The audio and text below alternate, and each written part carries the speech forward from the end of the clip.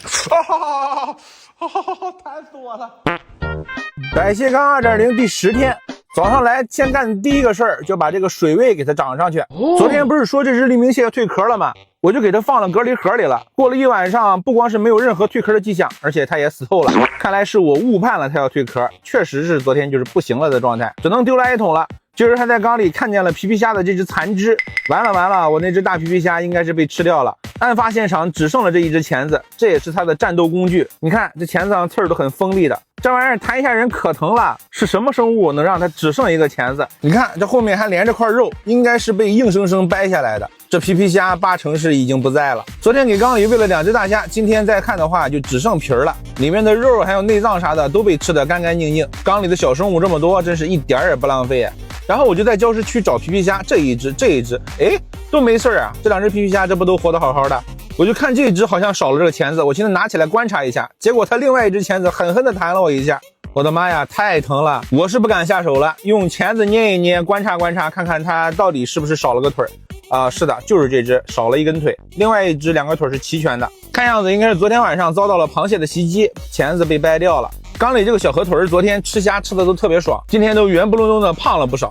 都说河豚能充气儿，我之前养的狗头啥的也都能充气儿，但是这种抓回来的小河豚我是一次也没发现过充气儿，我就不停的在动它，看看能不能自己充起来，结果发现好像不行，这些小河豚好像是没有这个功能似的。我又不信邪，又下网子准备再抓出一只来再看一下。这次好好的挑逗一下它的肚皮，来回抠了好几下，一直在手里搓悠，它好像也没有要鼓起来的意思，反而逃脱了出去。咱缸里4只小河豚，基本上每只都抓出来这么挑逗了。咋的呀？我在手里你感觉不到危险，只感到温暖了吗？任凭我怎么去挑逗它，都没有要鼓起来的意思。像这只被我逗了一会儿，它竟然还吐了，把昨天刚吃的虾肉给吐了出来。之前看动物世界就说，有些生物受到了危险，就会把食物吐出来，方便逃跑。它都到这一步了还不鼓气儿，是不是真的没有这个功能啊？我媳妇儿又从网上看了看教程，说要放到石头上左右的搓才能鼓起来。反正搓了搓，感觉是有要鼓起来的意思，但最终还是没有像人家视频里那样鼓成一个球，而且坚持很长时间。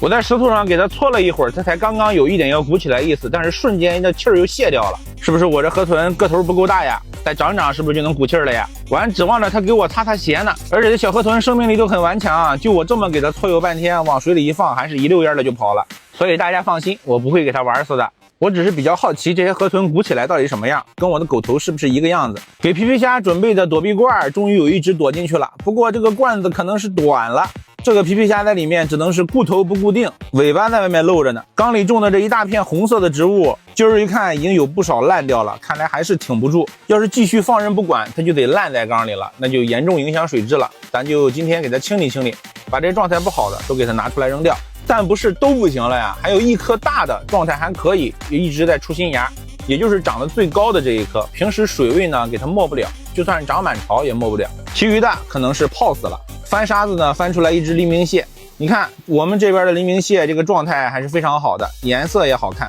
山东的俗名叫花旦蟹。今儿把缸里的沙子翻一翻，我已经好几天没见放进来的那只大一点的梭子蟹了。话说这缸里的小生物从来都没起过名字，这个梭子蟹还是比较有代表性的，就2只，一个大的一个小的，以后大的就叫大梭，小的就叫小梭。梭子蟹没找到，倒是把之前的翻沙海星给找出来了，它也是好长时间没见了。就说这沙子得常翻一翻，你看这个黎明蟹死在沙子里都臭了，导致周围的一圈沙子都发黑了，赶紧捞出来。翻了半天，终于在礁石边上发现了这只大梭的身影。在我碰到它的一瞬间，它就一溜烟的跑到旁边去了，看样子活力还不错，我还以为好几天没见它死在哪里我没发现呢。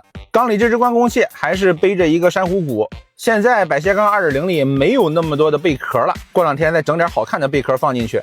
把沙子搅动了半天，水也浑了，不过不用担心，现在咱的过滤很强大，只需要1个小时左右，水又变清澈了。评论区有人艾特我说让我去看一下青岛本地的海葵，我去看那个视频了，确实挺好看的，但是我赶海没有碰到过呀。这2只小的是我在黄岛抓回来的，还是有颜色的。现在的百蟹缸2.0里面的生物非常全面，不以寄居蟹为主角了，各种小生物、小海星，后面估计还会加一些各种各样奇怪的东西。所以评论区之前有人说咱的百蟹缸越来越离谱了，赶紧改个名吧，我也有这个打算，大家一起想一想，咱百蟹缸改个什么名好？毕竟我每次视频开头都要念一个百谢钢 2.0 啊，或者哪天，尽量的威武霸气一些，要不然太羞耻，我可念不出来。